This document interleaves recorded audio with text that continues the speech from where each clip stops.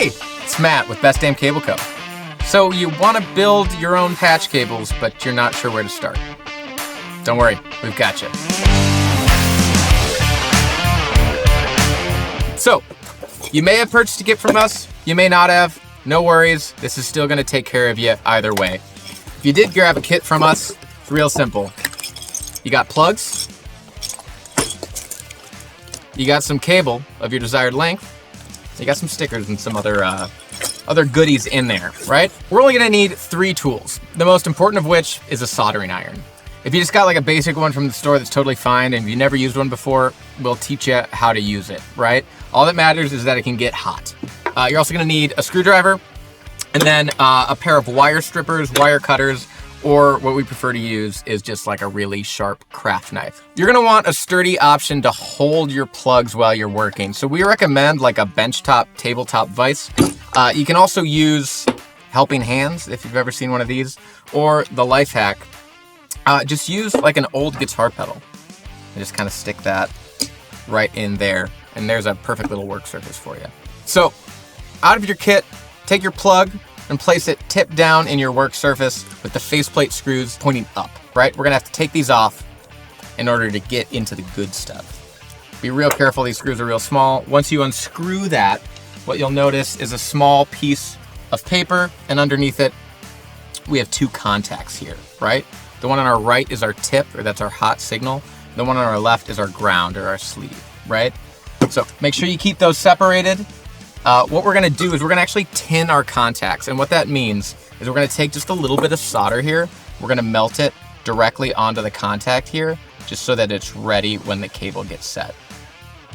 The trick here is let the iron do the work, right? This thing is probably ripping at 700-800 degrees. You don't have to force it. You don't have to push hard. Just make sure that it gives it enough time to heat up that contact. And you'll notice when it's ready, the solder will flow nice and smooth on there. Just like that. Now we have to prep our cable. So if you're building a specific jump that's already designed in your pedal board, you can absolutely build a super custom length. Just make sure you measure twice and cut once before you get started there. Or you could just do a set preset length like we do, 6, 8, 12 inches, whatever it might be, right? But let's just start with a little small one here, right? Let's take this idea. Let's say we're building a patch cable this long. Cut it nice and short. Again, we're using a craft knife here. You can use a pair of wire strippers or wire cutters or whatever tools you might have lying around, but this is kind of like the jack of all trades right here. To remove the outer jacket, I don't recommend using wire strippers because you can actually start to like strip and break the shielding once you get there. So again, with our craft knife, we're gonna be real careful here, right? We're gonna mark roughly about a 1/2 inch back from the edge on our work surface. And all we're gonna do here is we're just gonna roll the cable to slightly score it, right? If your blade is nice and sharp, it should break right through, and it should be easy enough to just twist off and pull off. If you did it right, you shouldn't lose any of your little spiral shielding here, right? We're gonna take the spiral shielding, we're gonna group it all together, and we're gonna pull it to the left. Because if you remember, on the plug here, our drain is that left contact on the side there, right? So all I'm doing here, I'm just gathering all those strands together, I'm twisting them nice and tight, and they're to the left side of my hot contact here, right? Now, you can once again use your craft knife, or if you'd like, just a pair of wire strippers here, because there's no risk of breaking that shielding.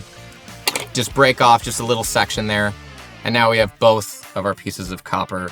Just like we tinned the connector, we're gonna tin the wire as well. So same idea here, let the iron do the work. Don't freak out, don't go crazy. We're just gonna get a little bit of solder onto each edge of the cable here. So just we have a little bit of solder that once we touch the heat together on the plug, it's gonna melt and be nice and smooth. Sweet, here's the final part, right? So once again, we got our drain on our left, we got our tip on our right, on our cable, we got our drain on the left, we've got our tip on our right.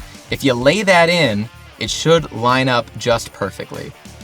And the beauty of this is now that we've got our connections tinned, quite literally all we got to do is just apply a little bit of heat. Once again, let the iron do the work. You don't need to push hard. You don't need to stress out. You got solder on both ends. It'll melt. It'll flow together. Just make sure it's flowing properly, right? So we've already got our tip attached there. Same idea here. Just a little bit of heat on there. You'll see when the solder starts to flow. There it is. And just like that, our patch cable is wired. Nice and simple, right? We're gonna wrap it up. We're gonna grab our little faceplate here that you stashed off to the side and you didn't lose the screws on. You're gonna fold your paper back down. You're gonna tighten this down. This connector specifically, the square plug SP400, has the snag relief built in. And if you bought our kit with the wire that we use, once you tighten it down nice and tight, the outer edge of this plug here is gonna clamp down and protect you in case you ever have like a yank or a tug on the cable, and it won't put the stress on the connections. So make sure you tighten this nice and tight. And just like that, you've got one side of your plug all done, right? We're gonna do the other side real quick, and then we're gonna come back to you and we're gonna show you how to test it and make sure you did everything right.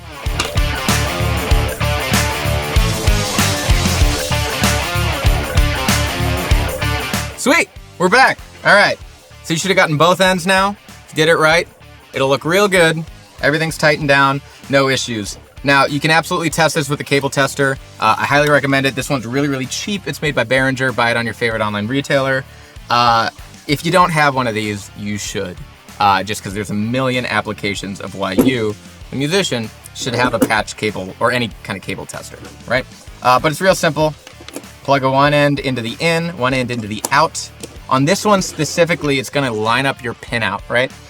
So if we got the little X, that's correct, because it means our ring and our sleeve are tied to our ground, and our tips, right? Just follow the matrix, are tied together. This guy works. Give it a little shake, mess with it, right? Because this is all stuff that's gonna happen while your pedal board is being moved around in your case, right? And as long as you don't get any issues, this guy's good to go. That's it. You made your own patch cables. If you want to be really, really fancy, we also have a cleanup kit, right? It's just zip ties and little mounting pads. If you're wiring up a really complex board and you want all of your patch cables hidden, absolutely grab one of these. They're super cheap.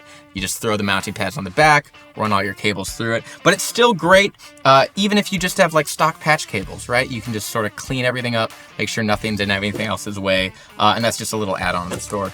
But that's pretty much it. That's how to solder your own patch cables, and it's real simple. So if you need any help, always hit us up. Social media, email, on the website. We'll get you taken care of. Thanks for watching. The video's over now. You can go. Stop the video.